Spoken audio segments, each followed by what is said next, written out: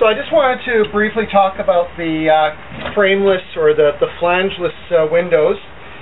This is a really nice fiberglass double pane window from Cascadia. Based on the tests that we've already performed at the BCIT lab, it is very airtight and watertight.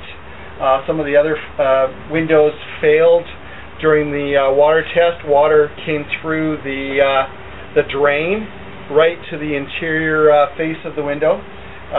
All of the Cascadia ones held up really well.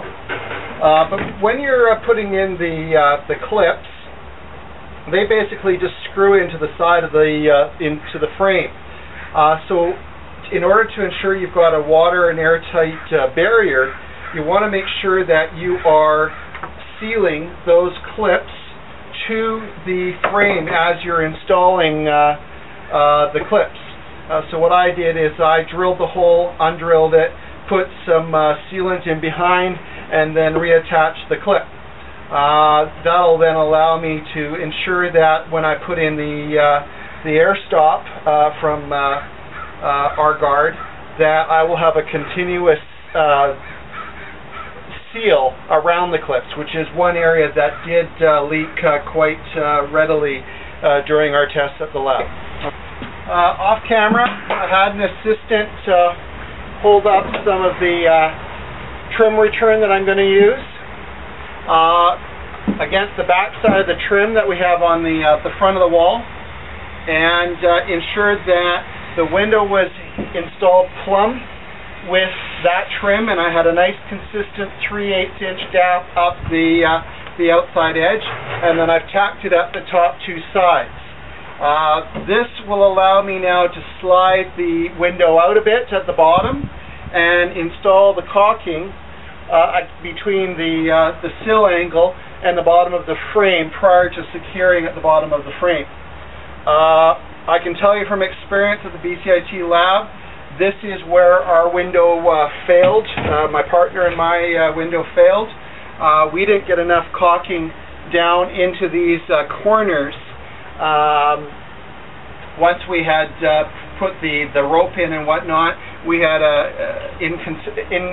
was not continuous down at one of the corners, and we had a water leak. So I'm boundly determined that that's not going to happen. You would use the R-Guard air dam for this product.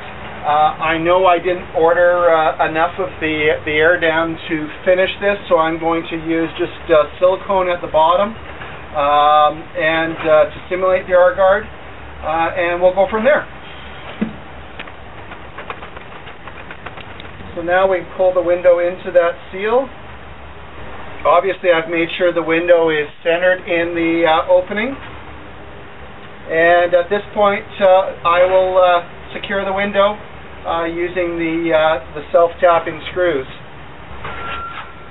I'm going to first pull in the bottom two clips to make it easier. Not going to do them all the way because I want to put some sealant in behind them.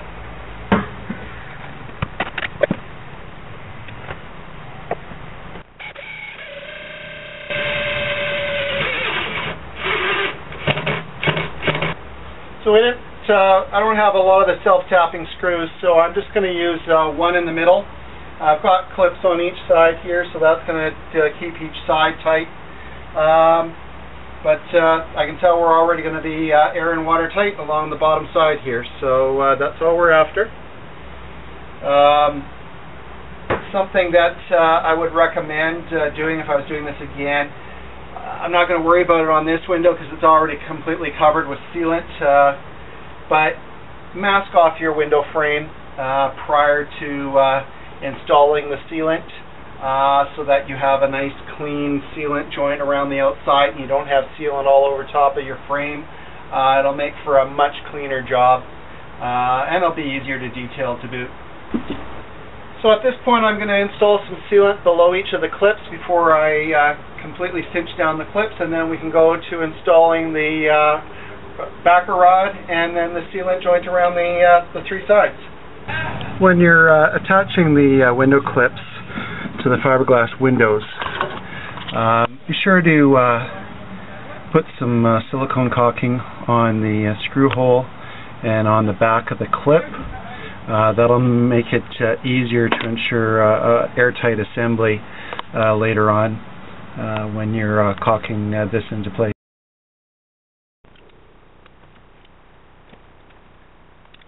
Again, we're simulating air dam. Silicone is compatible with the air dam, and I just want to make sure I have enough air dam to do the enclosure around the three sides.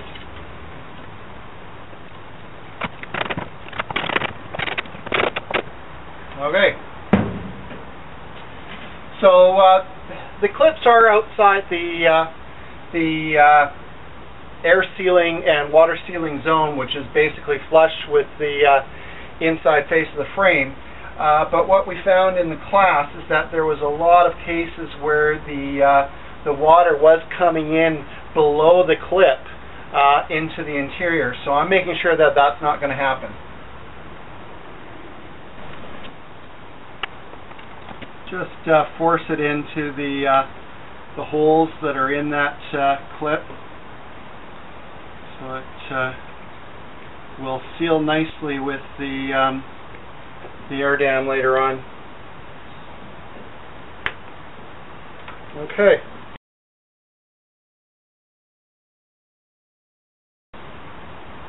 These clips would be covered over with whatever interior trim you have, whether it be drywall or wood or any other product, I guess. Okay, the window's now secure. I did not put a clip in the top. I don't have enough clips, but normally you would put one in the top as well. I've got one on each side fairly high up, so I don't think that's going to deflect enough to cause a failure. So at this point we're ready to put our backer rod in around to the appropriate depth that allows for the right profile of seal. I'll talk about that on the blog, on the details where I can show drawings and stuff like that. Basically you want a 1:2 ratio where the width of the seam is twice the depth, and you want a sort of an hourglass shape. So you want to install the backer rod almost the width of the seam deep, because that then allows for there to be a concave on the interior surface, one half of the width, and then the face of the backer rod would be the other side of the concave. So I think it works out to about 3/4 the width of the width of the seam should be the depth. You want your backer rod size to fit snugly in the hole, so it should be basically one size larger than the hole, so that it's compressed when it goes in.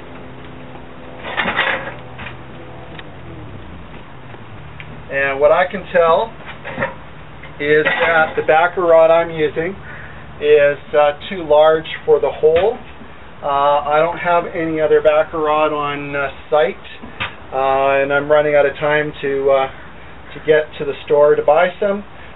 So we're going to try to make do with this. I might have to go to the store and get some. I'm going to see if I can shove this down far enough to provide the right profile. And the answer is I can. Once I get past the initial front face of the frame, there's a depression, and it's filling into that depression lovely, and it's actually going to automatically set the depth for me, I can tell. I'll be checking this with the gauge once I calculate the right depth. But that's just naturally sitting in the depression that's in the frame. Okay. What I'll do is from the outside I'll put some backer rod in behind the clip so that I don't end up with too much sealant blowing past the clip.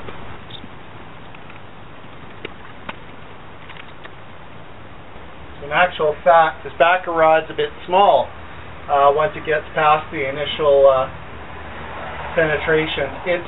But it is tight enough that it's going to hold the sealant to the right profile. So that's really what you're after. But it could probably be one size smaller.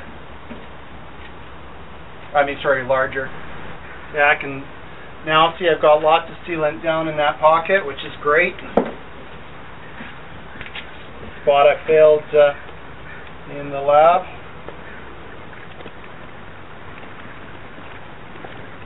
So the purpose of backer rod, although it does help for this, it's not for saving money on less caulking.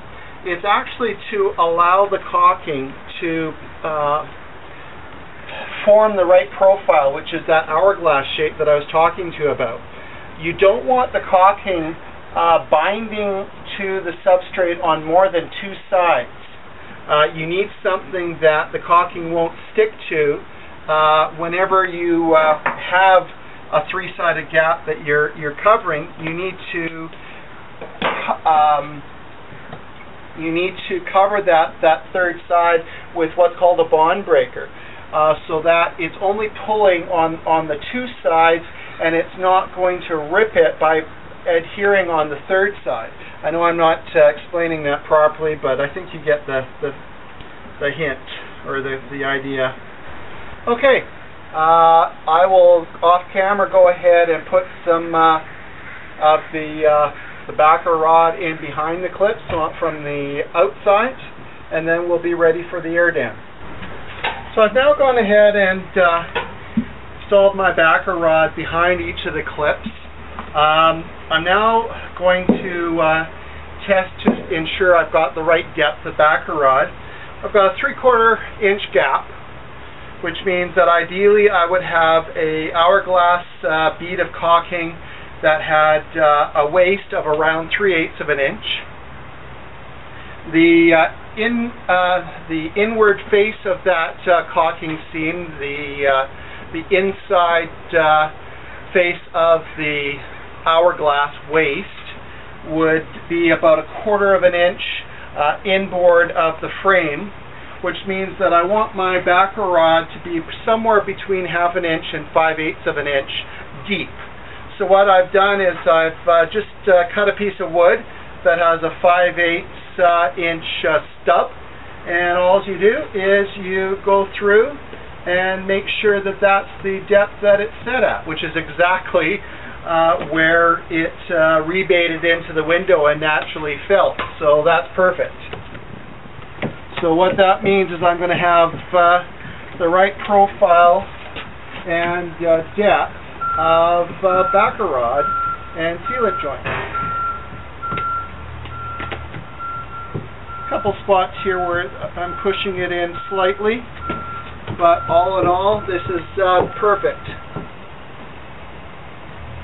Okay, so the next step is to install the R-Guard air dam over top of the backer rod.